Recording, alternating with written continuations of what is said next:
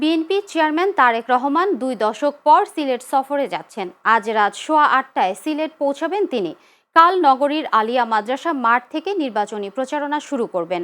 তার সফর ঘিরে উচ্ছ্বসিত নেতাকর্মী ও জেলাবাসী।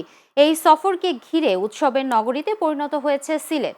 মাইকিং, মিছিল, মিটিং সব আয়োজনে দলের নেতাকর্মীদের স্বতঃস্ফূর্ত উপস্থিতি। সর্বস্তরের জনগণের মাঝেও ব্যাপক উৎসাহ, উদ্দীপনা। এদিকে তারেক রহমানের আগমন ঘিরে সিলেটে বাড়ানো হয়েছে নিরাপত্তা।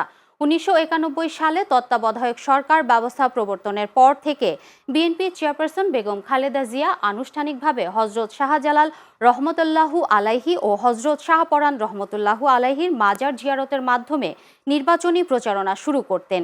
এরই ধারাবাহিকতায় দলের বর্তমান চেয়ারম্যান তারেক রহমানও সিলেট থেকে শুরু করবেন প্রচারণা।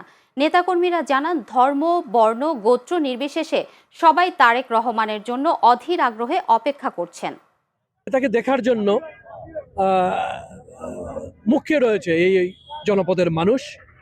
এখানে যে প্রোগ্রামগুলো কিন্তু খুব বড় হবে না, প্রোগ্রামগুলো 12টা থেকে 12:30টার ভিতরে শেষ হয়ে যাবে। আগামীর বাংলাদেশ, আগামীর সিলেট নতুন চমক বক্তব্য দিবেন।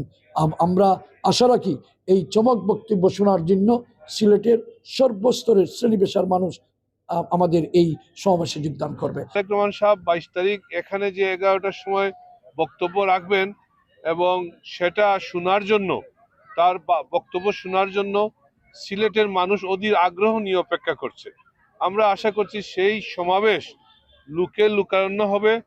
বিএনপি চেয়ারম্যান জনাব তারেক রহমানের সিলেট আগমন উপলক্ষে সকল দিক বিবেচনা করে আমরা একটি সার্বিক নিরাপত্তা পরিকল্পনা আমরা প্রণয়ন করেছি এবং উনি যে সকল ভেন্যুতে যাবেন এবং যে সকল পথ দিয়ে যাবেন সকল ভেন্যু এবং পথে আমাদের নিরাপত্তামূলক ব্যবস্থা থাকবে।